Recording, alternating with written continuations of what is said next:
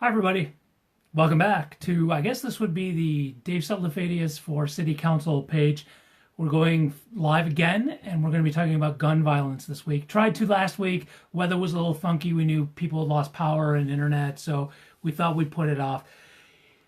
Feel free at any time. Leave comments. I will do my best to engage with you in some dialogue here. But if you're watching this and it's not live, whether it's on the Facebook campaign page or the YouTube page where we'll be posting this as well, your comments I will, again, foster a dialogue. We'll just keep going as time permits for all of us. So I want to start out real quick, just a reminder, if you, this is what we're going to be talking about. A lot of it is already posted, but there'll be some more on gun violence specifically posted at the website, which is daveforchange.org. That's also a place where you can get involved in the campaign and you can also donate as well. And our goal is 1,000 people donating $20 each. And it's been a little slow, but it's early on, and we figured $20 is a nice amount, and it will, if we get those 1,000 people, we're at, what are we at? 36. And that would take care of our budget, and that's all we're going to spend. Even if we were to get more, we would probably return it. Anyway, so gun violence. I'm going to start off talking about stuff from research that I've done over the past week or two. And I do think we should be doing what I'm about to say, but I don't think it's really going to have the largest effect that we could have on reducing gun violence. And some of the stuff that I do think will have a larger effect I've already talked about, and it's already on the website. And I'm going to get to that. I'm going to reiterate this after I get through the new stuff.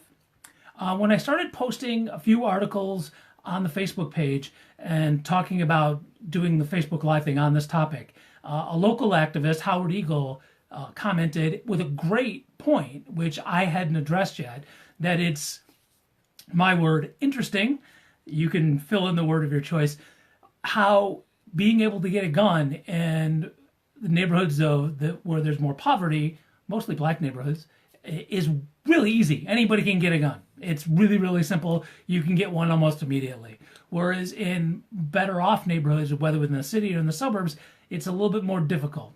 It's not impossible, but it's definitely more difficult. And why is that?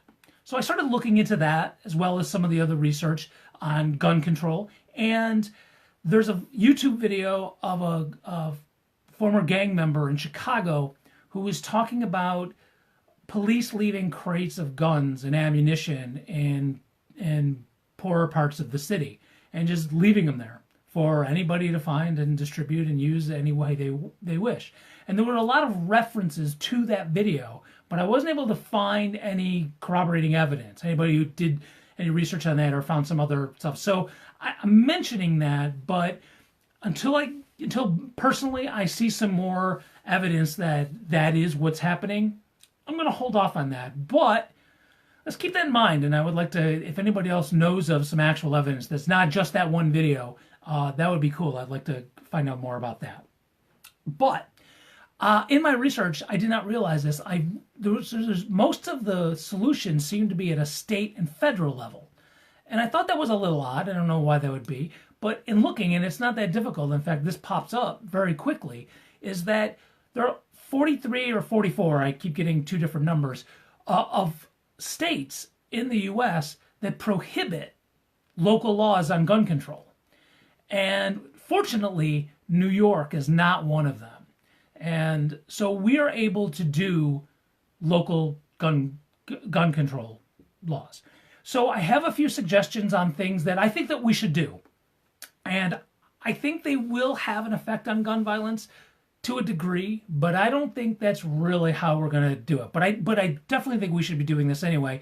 Every bit helps, and also I think it's setting a really good example for other municipalities around the country to either try to do this or to change their state laws so that they can and put these in. So Brighton just did this, the town of Brighton, that a law that the guns within that municipality, that they should be locked. They should have gun locks on them.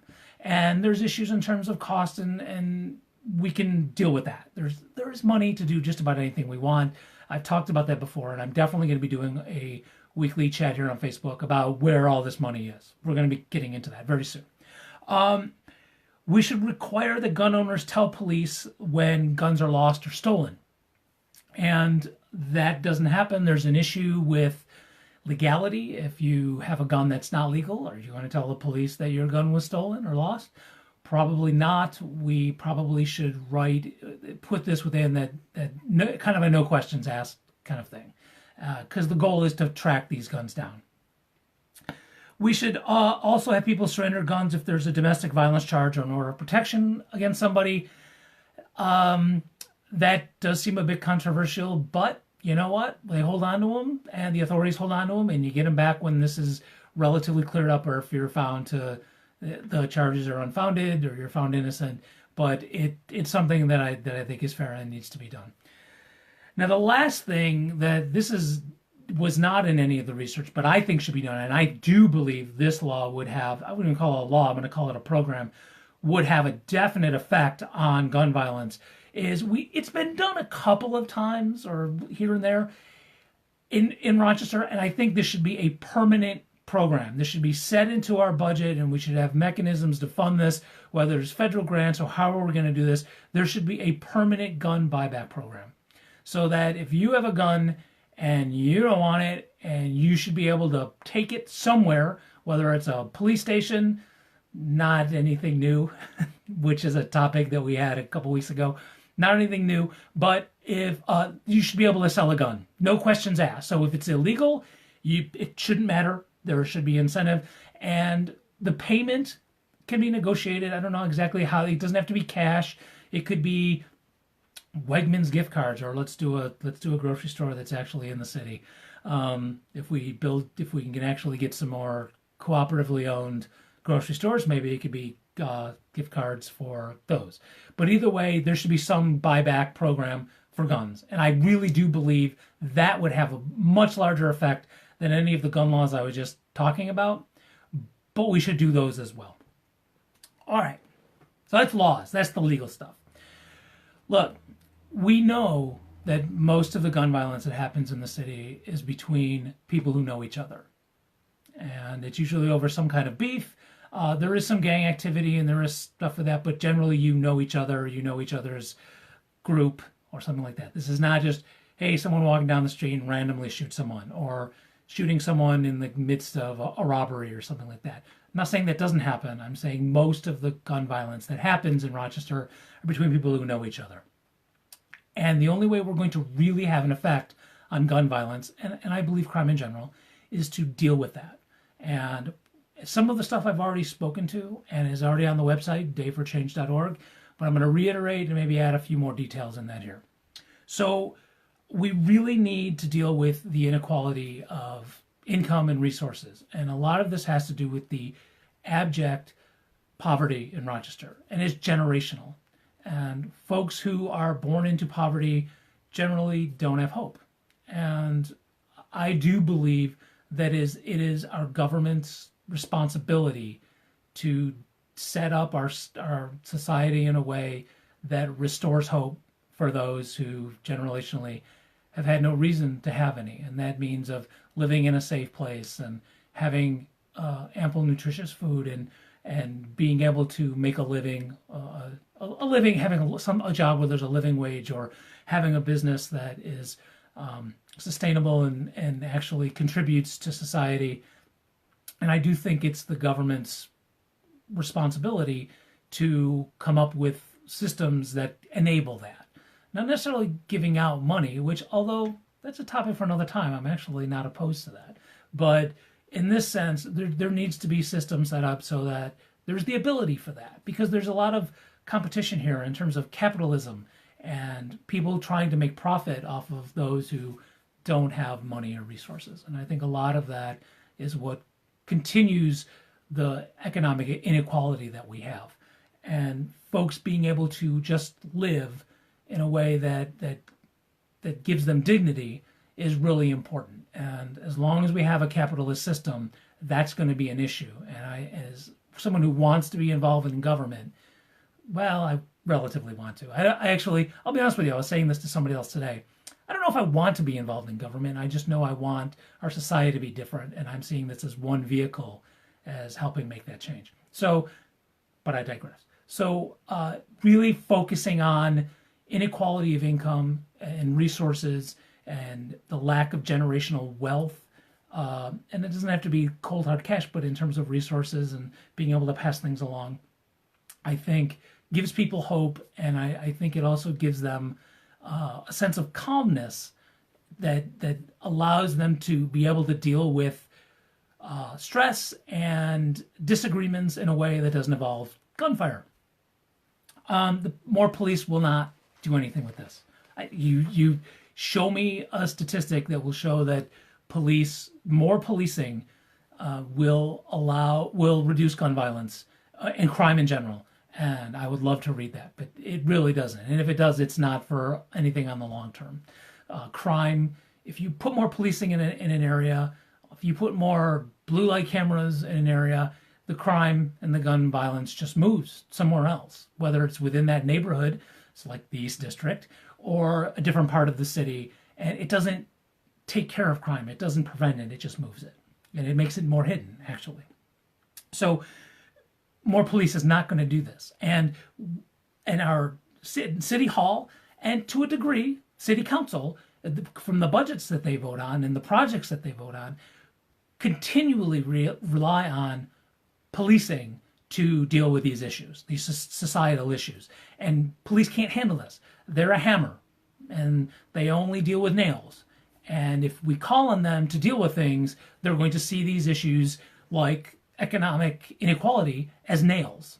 And they're going to use their guns and their handcuffs and their tasers and their pepper spray to deal with this stuff. They're not trained to deal with these things in any other way. And it shows. Thus, the Police Accountability Board, which hopefully will be passed in the next couple months with all the loopholes closed. But again, another digression. We need to set up, I don't believe the government we have right now really values human life.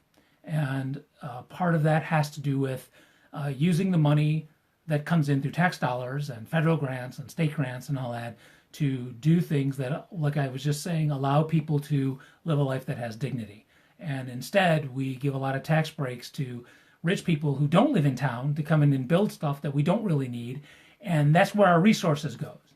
And whether some folks take that and are able to verbalize how much they disagree with that or not, it does get internalized, because the government is showing exactly how citizens in certain neighborhoods are valued or not valued, as the case may be. And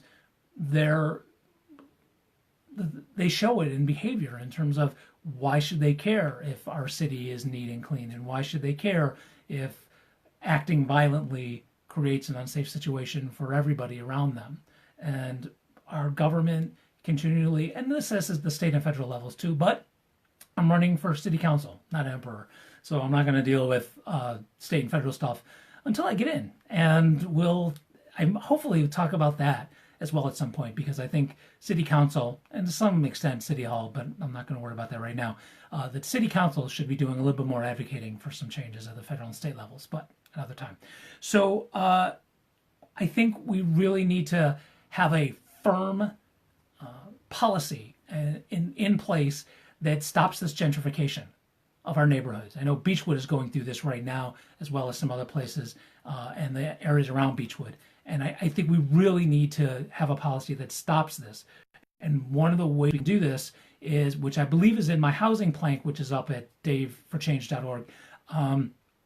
If there are improvements to a neighborhood, there needs to be some kind of system set up where tax rates do not go up, at least for our elders, if not for other people who already live there, because that's what causes the displacement of gentrification.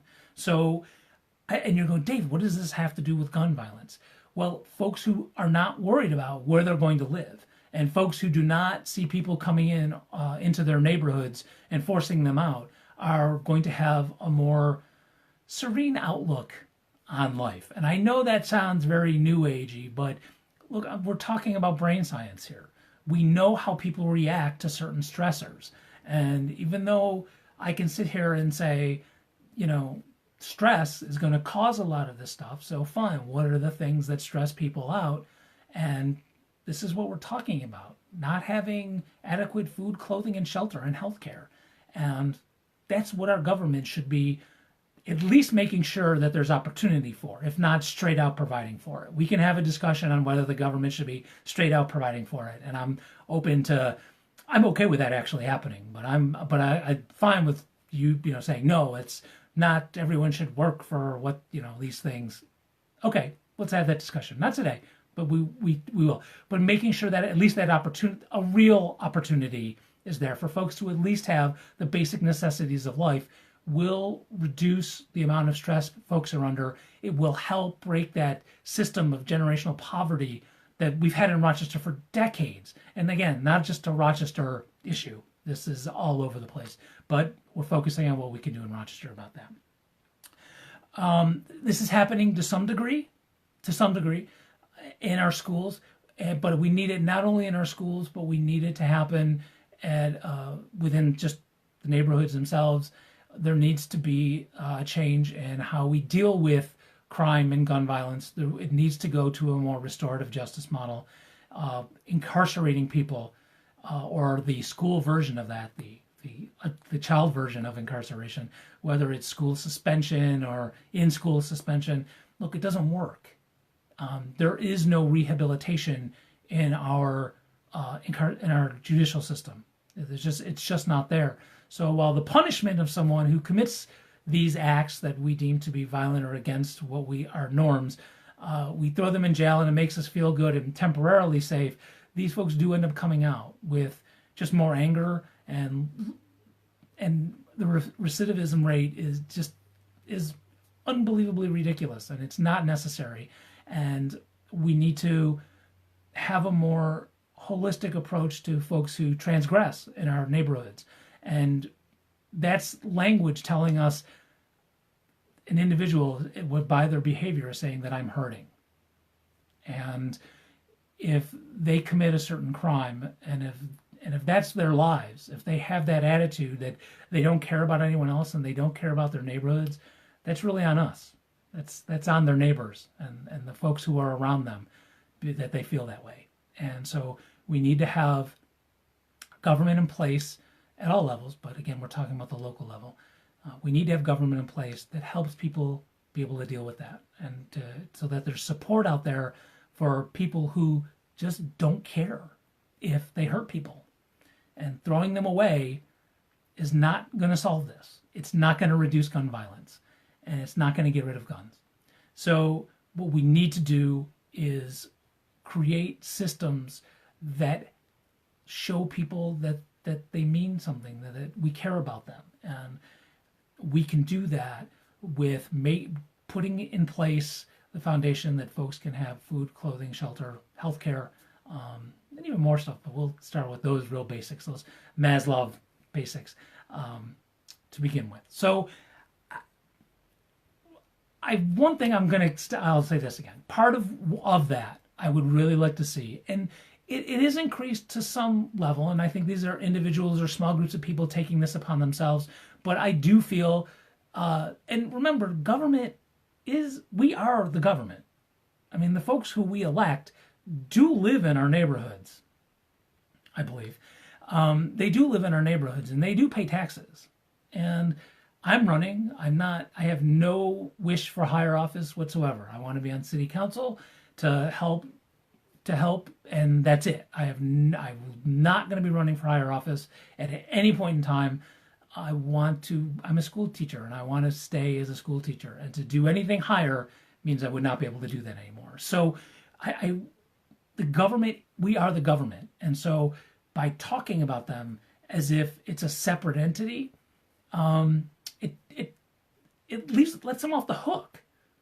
They're a separate thing, and they do things differently. Well, they kind of do, but that whole system is made up by humans and can easily be changed. It's not some mystic, God-given system that's come down and we have no say over it. We can totally do things differently. So this whole thing in terms of economic development and giving away our money to rich people who don't live here, we can change that on a dime, pun intended. we can do things totally differently that creates a society, that creates neighborhoods where people feel cared about, where they feel safe. We don't have that now. And if there is any of that, it's legitimately done by the individuals living in a specific small area, which is awesome, which is great, and needs to continue. But there's absolutely no excuse that our government, made up of people who are supposed to live here, can't foster that as well. So I think what I've laid out, and this is actually pretty quick, what I've laid out goes a long way towards doing that. And one of the things that I've called for, and I will continue to call for, is the use of our resources in creating more urban agriculture for a few reasons. One, it creates jobs, it creates food, and if done appropriately, healthy food. It helps our land, which is fighting climate change. And it, again, studies have shown this. This is science, that working the land, playing in dirt, however you want to put it, even if it's kids or adults, that when you literally physically handle dirt, that it creates a sense of calmness. It's actually healthy for you. Now, of course, this dirt shouldn't have chemicals in it, but that will be a Facebook Live conversation and a platform plank that is coming, because there are easy ways to remediate our soil, and we can do that. But putting more emphasis and more of our government resources in urban agriculture, including changing our zoning to so that there doesn't have to be variances for this, but doing that really will have that effect, which will reduce violence, which will reduce gun violence in our communities. It is connected pretty much directly. So yeah, guns are coming into our neighborhoods, and specific neighborhoods, I'll borrow the term, like water. And we need to deal with that from a legal aspect, but by the same token, without addressing the inequality in our neighborhoods and in our city, it's not going to go anywhere. The guns will keep coming back. And it's almost like the war on drugs. You have the supply and the demand. And while the laws we talk about, and I really think that permanent gun buyback program is key, but that's the supply, and the laws deal with that as successfully as it can. I think the demand, which is the economic inequality and setting up systems that allow people to do things that are more healthy and more calming, while creating opportunities for people to make a living, I think is really going to take care of the demand for guns and violence and crime. So that's what I have. Don't forget, Dave, this is not long. I think these are, I'm not going to start citing research studies. When I do that, I put that at the website, daveforchange.org, and feel free to go there. You can comment there. You can comment on any of the campaign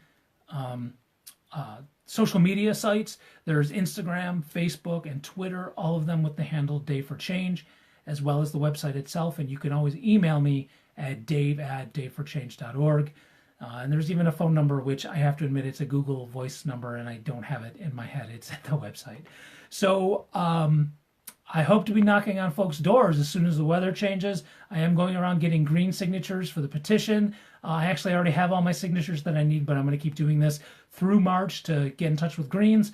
And I know some of the Democrats are already jealous that I'm already finished, but I'm going to keep reaching out to Greens, even though the weather hasn't changed over yet. But I appreciate your feedback. I appreciate your support.